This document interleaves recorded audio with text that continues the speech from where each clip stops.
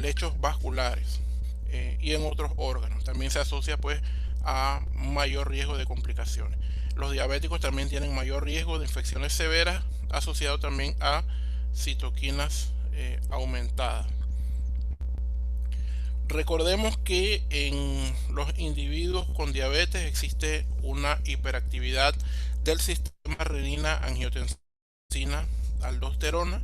De hecho, el receptor del SARS-CoV-2 es el receptor de la enzima convertidora de angiotensina, ¿sí? Y esto pues se asocia a mayor daño pulmonar, mayor remodelado cardíaco, vasoconstricción y aumento de la permeabilidad vascular. Podemos observar aquí desde la fisiopatología del COVID-19. Ustedes saben que se produce un mayor número de citoquinas inflamatorias, específicamente la interleuquina 6 y la interleuquina 1. Se producen más metabolitos tóxicos y lipopolisacáridos, lo cual produce mayor fibrosis pulmonar, que produce mayor daño a nivel de los pulmones y el llamado síndrome de distrés respiratorio agudo. Existe una alteración en las células NK o natural killer, que producen pues algunos mediadores inflamatorios que también producen mayor permeabilidad de los lechos vasculares y productos proinflamatorios.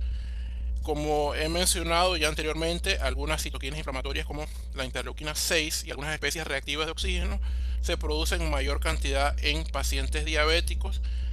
Todo esta tormenta de citoquinas también hace que se produzca más hiperglucemia, mayor cantidad de eventos cardiovasculares y tromboembólicos, y al final esto incide en la muertes por causas cardiovasculares y por todas las causas. Como les he mencionado, también el sistema renina-angiotensina-aldosterona se encuentra en un estado de mayor activación. Esto produce mayor insulinoresistencia y por consiguiente mayor hiperglucemia. El incremento de la actividad de este sistema produce mayor daño vascular endotelial,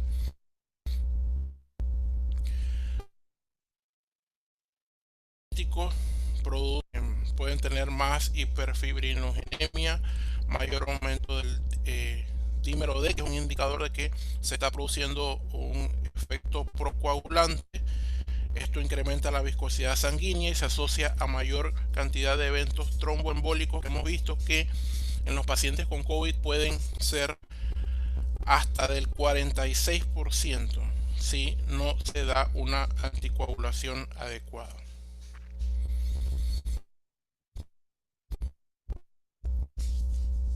Bien, aquí se resume también qué es lo que sucede en el SARS-CoV y en la diabetes.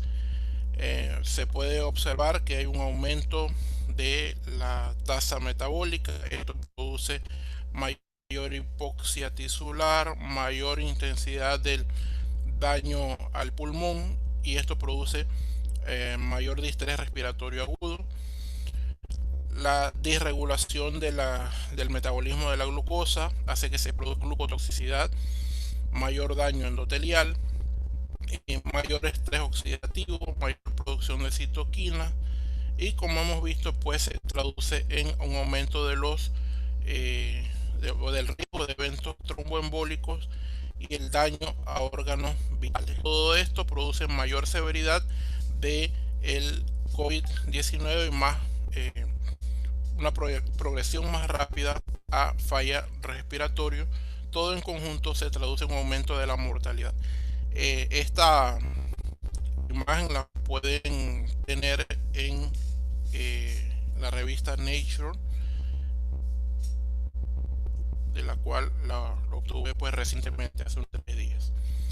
Entonces, en resumen, también podemos decir que hay muchas razones para las fluctuaciones de la glucosa en los pacientes con COVID-19. Una de ellas es la infección. Hay algún porcentaje de pacientes que además del COVID-19 pueden sobreinfectarse y sobre todo si estamos utilizando corticoides o algún antagonista de interleuquina 6, como por ejemplo el tocilizumab, pues estos pacientes tienen mayor riesgo de infección. El mismo uso de corticoides es sabido que produce hiperglucemia. El aumento de todas las citoquinas inflamatorias que hemos visto también producen mayor insulinoresistencia y por tanto producen mayor hiperglucemia.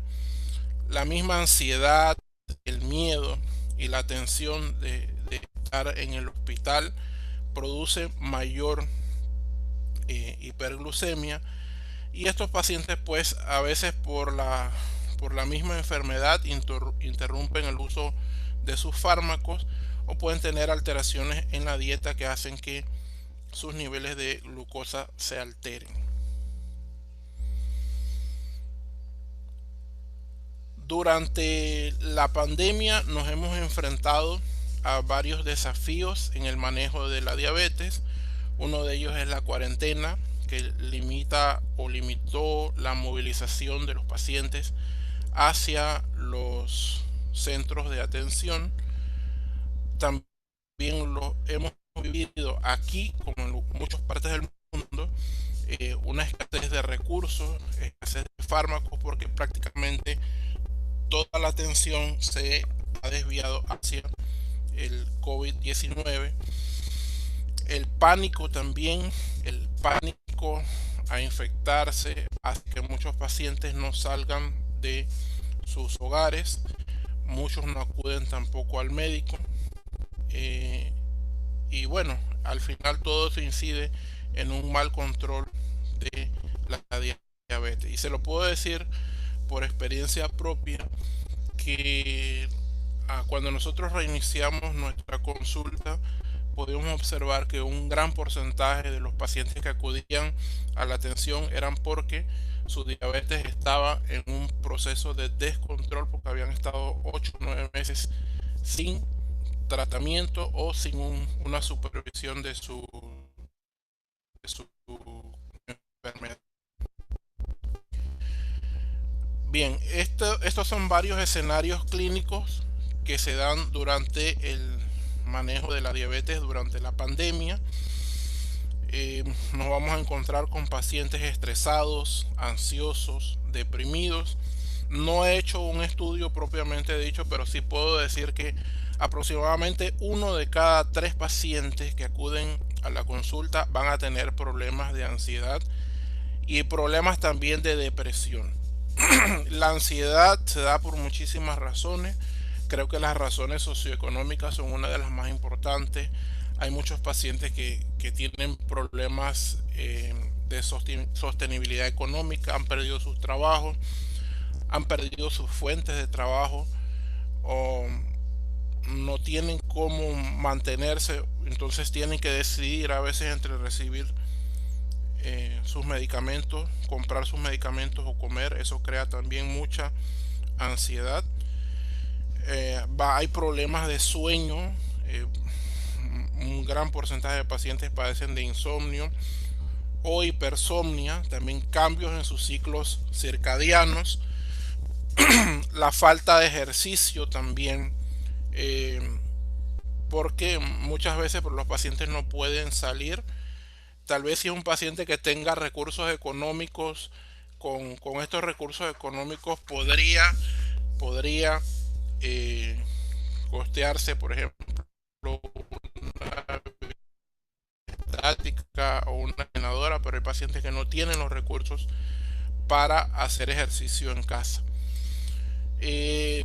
Muchos pacientes también nos refieren que durante la pandemia comen mucho. La misma ansiedad les causa esta ansiedad por comer. Yo he visto pacientes que fácilmente durante la pandemia se han ganado 70 u 80 libras, o a veces también se saltan comida, lo cual no es saludable, o comen a deshoras. Ha habido también cambios en la composición de la dieta. Muchas dietas a veces son de tipo chatarra, y a mí me llama mucho la atención que aquí en Chiriquí, por ejemplo, uno de los primeros restaurantes que abrieron durante la pandemia fueron los restaurantes de comida rápida, que llamamos comida chatarra. También puede haber consumo aumentado de alcohol, y ustedes pudieron esto observarlo cuando se quitó la ley seca.